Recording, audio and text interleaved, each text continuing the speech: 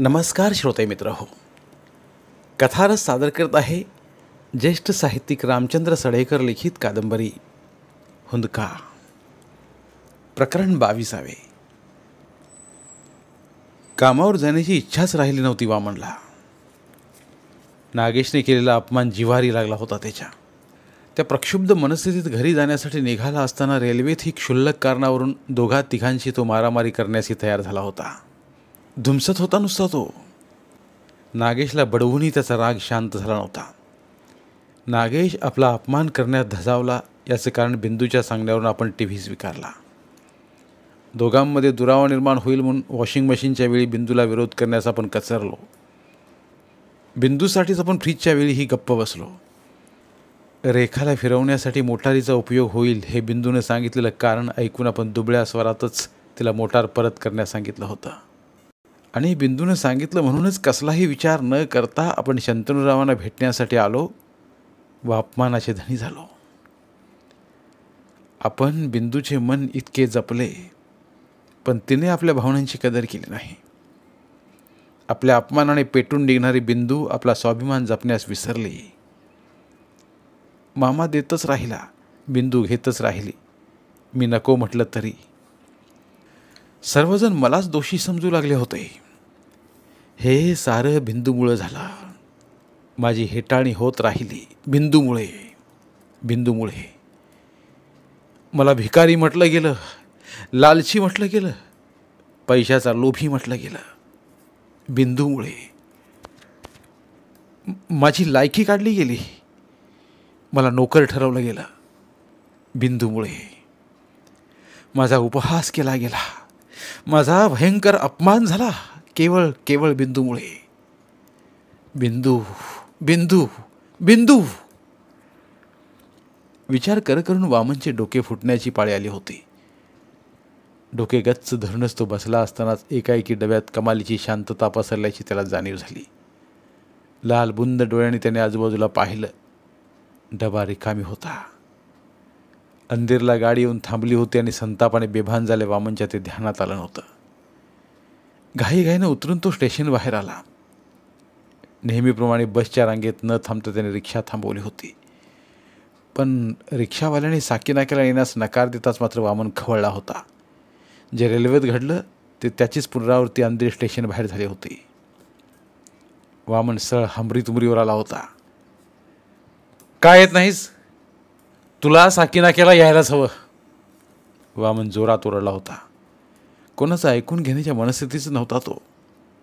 प्रत्येकजण आपला अपमान करण्यास टपला आहे असाच ग्रह झाला होता त्याचा. हा रिक्षावालाही आपला उपहास करतो आहे असं वाटून त्याच्या संतापात भरच पडली होती. त्या दोघांची बाचाबाची ऐकून जवळच उभा असलेला पोलीस तेथे आला होता. पोलीस येताच रिक्षावाल्याने का कू करीतच वामनची सवारी घेतली होती. पण जरा पुढे जाऊन तो रिक्षा थांबवू लागताच वामनने सरळ त्याच्या कॉलरलाच हात घातला होता. यापुढे साकीनाक्याच्या अगोदर जर तुझी रिक्षा थांबली तर तुला रिक्षातून बाहेर फेकून देईन मी. स्वतःच रिक्षा साकीनाक्याला नेईन याची जाणीव ठेव. रिक्षावाला वामनच्या अवतारालाच घाबरला होता. वामनचे गरागरा फिरणारे डोळे आणि क्रुद्ध चेहरा पाहून त्याचा उद्दामपणा नाहीसा झाला होता. हा माणूस बोलल्याप्रमाणे आपल्याला रिक्षातून बाहेर फेकून देईल असं वाटल्याने नंतर त्याने कसलीही तक्रार न करता रिक्षा वामनच्या घराकडे नेली होती. रिक्षाचे पैसे देऊन वामन इमारतीकडे धावतच गेला होता. त्याला बिंदूची हजेरी घ्यायची होती. बिंदूला खडसावायचं होतं. हॅलो वामन. तो पायऱ्या चढत असतानाच पायऱ्या उतरून खाली चालल्या मिसेस फर्नांडिस त्याला भेटल्या. आज जल्दी आया. वामनने फक्त तीक्ष्ण नजरेने तिच्याकडे पाहिले. त्या नजरेने मिसेस फर्नांडिस थरारल्या होत्या. वामन ताड पायऱ्या गाळत जिना चढून जात असताना काहीशा विस्मयाने त्या पाहत राहिल्या होत्या. वामन स्वतःच्या घराजवळ आला. बंद दरवाजाची कडी त्याने एकदा ठोठावली आणि चटकन दरवाजा उघडला जात नाही हे पाहून तो कडी ठोठावतच राहिला. कोण आहे? आतून बिंदूचा रागीट स्वर त्याला ऐकू आला होता आणि पुढच्या क्षणी बिंदूने धाडकन दरवाजा उघडला होता. तू?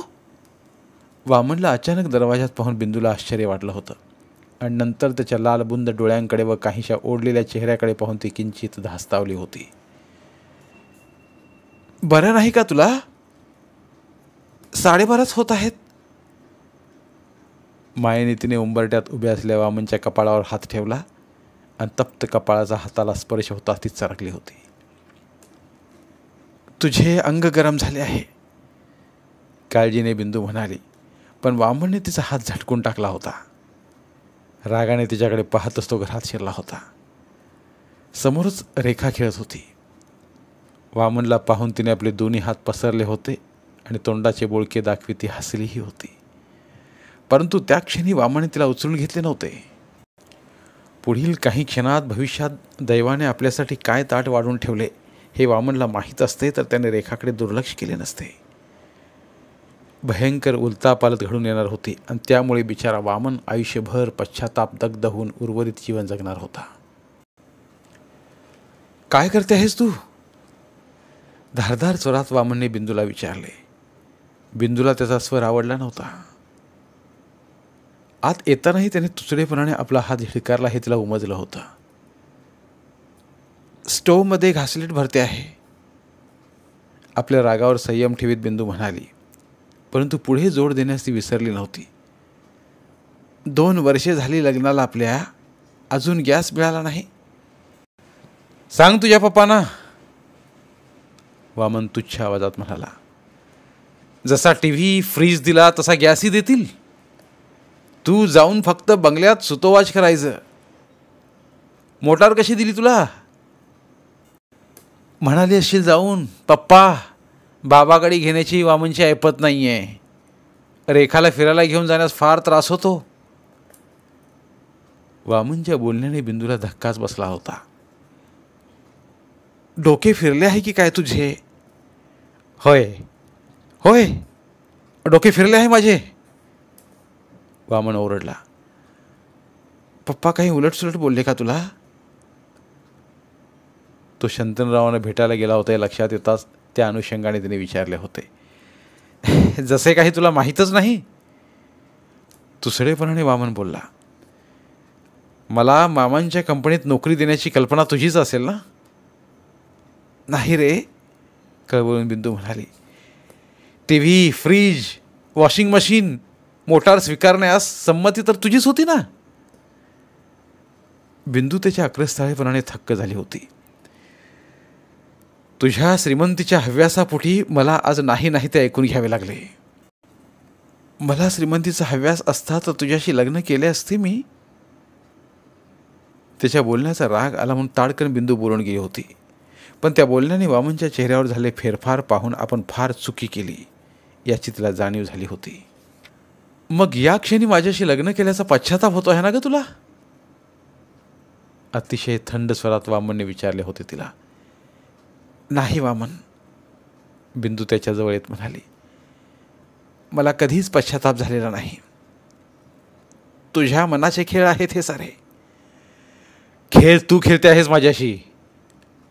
काय झालं आहे वामन तुला? कासावी स्वरात बिंदू म्हणाली. तू मला फसवलेस बिंदू, फसवलेस. वामन, ओरडू नकोस. तू प्रतारणा केलीस माझ्याशी. भलते सलते आरोप सहन करणार नाही मी वामन. बिंदूचाही पारा चढला होता. तू काय बोलतो आहेस याची तुला जाणीव आहे? अरे सदैव हितच पाहिलं आहे मी तुझं. सदैव तुझ्यावरच प्रेम केलं आहे मी. म्हणूनच मी विरोध करूनही तू मामाकडून टीव्ही घेतलास, वॉशिंग मशीन, फ्रीज. पुन्हा पुन्हा तेच तेच उगाळून काही फायदा नाही वामन. या संबंधातील माझ्या भावना माहीत असतानाही तुला या वस्तूंचा मोह आवरला नाही. म्हणूनच आज माझा अपमान झाला. माझ्यावर बायकोच्या आडून सासऱ्याकडे पैसे मागणी करतो असा आरोप केला गेला. स्वतःची लायकी अजून तुझ्या भावाने सिद्ध केली नाही, पण तो मला नालायक ठरून मोकळा झाला. वामनच्या भावनांचा उद्रेक झाला होता. त्याला बिंदू आवर घालू शकण्यास असमर्थ होती. मी नागेशला याचा जाब विचारीन, बिंदू म्हणाली आणि वामन तार स्वरात ओरडला. खबरदार, जर या नागेशी संबंध ठेवलेस तर पुन्हा. वामन, आजपासून ह्या क्षणापासून शंतनूराव केळकर आणि त्यांच्या कुटुंबियांशी आपण संबंध तोडले आहेत. एकट्यानेच घेतलास तू हा निर्णय? बिंदूने चिडून विचारले. तुझ्यामुळेच हा निर्णय घ्यावा लागला आहे मला, वामन परखडपणे म्हणाला. तुझ्यामुळे मला पैशाचा लोभी ठरवलं गेलं. तुझ्यामुळे माझ्या स्वाभिमानाचा उपहास केला गेला. तुझ्या लक्षात नसेल तर एका गोष्टीची आठवण करून देतो मी. माधुरीने मला लग्नाबद्दल विचारले होते. मला घर जावई करून घेण्यास तिचे वडील तयार होते. या साऱ्या वस्तू, पैसा, इस्टेट मला हवी असती तर मी माधुरीला का नकार दिला असता? मला पुन्हा कोणाकडे आश्रित म्हणून राहायचं नव्हतं. हे माहीत असूनही तू मला पुन्हा आश्रिताचीच कळा आणून ठेवली आहेस. या साऱ्या महागड्या वस्तूंसाठी पदर पसरून लोकांच्या नजरेत मला भिकारी ठरवलंस. स्वतःच्या मोठेपणाची सदैव टिमकी वाजवणाऱ्या तुझ्या पप्पांना, मम्मीला आणि त्या हरामखोर नागेशला माझी हेटाळणी करण्यासाठी अनेक संधी मिळवून दिल्यास तू. काय समाधान मिळालं तुला यातून? बिंदू रागाने लाल झाली होती. वामन ज्या प्रकारे तिच्याशी बोलत होता तो प्रकार तिला आवडला नव्हता. तरीही ती गप्प राहिली होती. आपण काही बोललो तर शब्दाने शब्द वाढेल म्हणून त्याला प्रत्युत्तर न देताच ती स्वयंपाकघरात गेली होती. पण वामन तिच्या मागोमागच स्वयंपाकघरात पोचला होता. आजच्या आज ती मोटार, TV, वॉशिंग मशीन आणि फ्रीज बंगल्यावर परत जायला हवं. काय? तुझं डोकं शांत झाल्यावर बोलू आपण यावर. बिंदू थंडपणे म्हणाली. सगळ्या वस्तू परत केल्यानंतरच आपण यावर चर्चा करायची आहे. वामन तार स्वरात ओरडला. तू जरा रेखाकडे लक्ष दे. घासलेटचा डबा उचलीत बिंदू म्हणाली. आल्यापासून भांडतो आहेस माझ्याशी? तुला जर त्या वस्तू परत करायच्या नसतील तर त्या मी करेन या क्षणी. तावातावाने वामन वळला आणि त्याला थांबवण्यासाठी बिंदू घासलेटचा डबा घाईघाईने जमिनीवर ठेवायला गेली. पण त्या प्रयत्नात डबा जमिनीवर आडवा होऊन सारे घासलेट एकदम जमिनीवर सांडले गेले होते. एवढा त्या वस्तूवर राग का तुझा वामन? त्या निर्जीव तर आहेत. बिंदू त्याच्या मागोमाग येत म्हणाली. त्या माझा उपहास करतात. मग ही जागा, हा फ्लॅट जेथे आपण राहतो तोही माझ्या पप्पांनीच घेऊन दिला आहे. तो बोचत नाही तुला? बिंदूच्या स्वरात आता मात्र उपहास होता. 2 वर्ष या जागेत आपण राहत आहोत. ही जागा कधी तुझा उपहास करते आहे असं वाटलं नाही तुला? वामन विस्फारल्या डोळ्याने तिच्याकडे पाहतच राहिला. काहीतरी खूळ डोक्यात घेतोच झालं. बिंदू विषय संपला अशा आविर्भावात म्हणाली. वामनने क्षणभर तिच्याकडे पाहिले आणि नंतर खोलीवरून नजर फिरवीत निग्रही स्वरात तो म्हणाला. आपण ही जागा सुद्धा मामांना परत करणार आहोत. स्वयंपाकघराच्या दिशेने जाणारी बिंदू वामनच्या बोलण्याने ब्रेक लागल्याप्रमाणे थांबली. गरकन मागे वळून म्हणाली. जागा परत करणार म्हणजे काय करणार? आपण ही जागा सोडणार आणि दुसरीकडे राहायला जाणार. कुठे? वामनला शब्द सापडत नव्हते. तो गप्प राहिला. पण त्यामुळे अधिकच संतापला तो. जागा घेण्यासाठी पैसे लागतात वामन, बिंदू तीक्ष्ण स्वरात म्हणाली. आणि वामन अधिकच दुखावला गेला. तूही मामांचीच मुलगी? कुत्सितपणे वामन बोलला. नागेशचीच बहीण तू? कितीही फसव्या शब्दांचा वापर केलास तरी अखेर पैशांच्याच भाषेत बोललीस. तुझ्या डोक्यावर कसला तरी परिणाम झाला आहे वामन. वामनच्या बोलण्याने अपमानित झाली होती बिंदू. मोठा जागा परत करायला निघाला आहेस. मी जरा वस्तुस्थितीची जाणीव करून दिली तर इंगळ्या डसल्या जणू तुला. तुला एक बायको आणि 1.25 वर्षांची मुलगी आहे हे तू विसरलास. त्यांच्या पालनपोषणाची जबाबदारी तुझ्यावरच आहे हेही विसरलास. त्यांच्या संरक्षणासाठी 4 भिंती आणि 1 छप्पर लागते याचंही भान नाही तुला. जागा परत केलीस तर राहणार कुठे? कुठे राहणार आपण? फुटपाथवर? मी काही असला अविचार करू द्यायची नाही तुला. मी कुठेही जागा शोधीन, वामन ठाम स्वरात म्हणाला. ते ऐकताच बिंदूने वामनच्या नजरेला नजर भिडवली. त्या नजरेत दृढ निश्चय होता, निग्रह होता. मी ही जागा सोडणार नाही. प्रत्येक शब्दावर जोर देत बिंदू उद्गारली. वाह वाह वाह बिंदू. टाळ्या वाजवीत वामन उपहासाने म्हणाला. आत्ता तुझी खरी ओळख पटली मला. तूच म्हणाली होतीस अगोदर की माझ्याबरोबर चाळीतल्या खोलीत ही सुखाचा स्वर्ग उभा करेन. हां, ते शब्द नाटकी होते, नाटकी, खोटे होते याचा प्रत्यय आज आज मला आला. आत्ता मी तुझा संसार सुखाचा केला नाही असं म्हणायचं आहे तुला? तिखट स्वरात बिंदूने विचारले. इतर पुरुषांसारखाच वागतो आहेस तू. बाहेर कोणी तुमचा अपमान केला की तुम्ही घरी येऊन त्याचाच राग बायकोवर काढता. स्वतःच्या सुखाचा विचार न करता प्रथम तुझ्या बायको मुलीच्या सुखाचा विचार कर. तुझा मान, तुझा अहंकार जपण्यासाठी तू ही जागा सोडून तुझ्या बायको मुलीच्या हितसंबंधावर निखारे ठेवतो आहेस याची जाणीव आहे तुला? आहे? माझ्या जाणीवा जागृत आहेत. वामन संतापाने ओरडला. ही जागा आपण सोडायचीच. मला तुझ्या वडिलांशी, भावाशी कुठल्याही प्रकारे संबंध ठेवायचे नाही आहेत. ही जागा सोडली की संबंध राहणार नाहीत? नाही. पुन्हा वामन ओरडला. टीव्ही, फ्रीज या साऱ्या वस्तू परत केल्या की त्यांची आठवण येणार नाही तुला? अर्थात. मला पाहूनही? वामन गोंधळला. मूर्खासारखे प्रश्न विचारू नकोस, तुसडेपणाने बोलला तो. तुझ्या मामांशी तुला संबंध ठेवायचा नाही म्हणूनच तू असा वागतो आहेस ना? आव्हानात्मक पावित्र्यात बिंदू म्हणाली. त्या क्षणी शब्दाने शब्द वाढतो आहे हे तिच्या लक्षात आले नव्हते. मग मग मी तर तुझ्या मामांचीच मुलगी आहे. मला पाहून मामांची आठवण नाही होणार तुला? हां, का मलाही परत करणार तू? बिंदू, हो ओरडतोस कशाला? तू तू भानावर नाही आहेस हेच हेच मला दाखवून द्यायचं होतं. मी पूर्ण भानावर आहे. बिंदूने आपल्याला बोलण्यात पकडलं म्हणून वामन खवळला होता. मला तुझ्या वडिलांशी अजिबात संबंध ठेवायचा नाही आहे. ही जागा मी सोडणार आहे. जर तू मला साथ दिली नाहीस तर मी तुला सुद्धा सोडीन. वामन.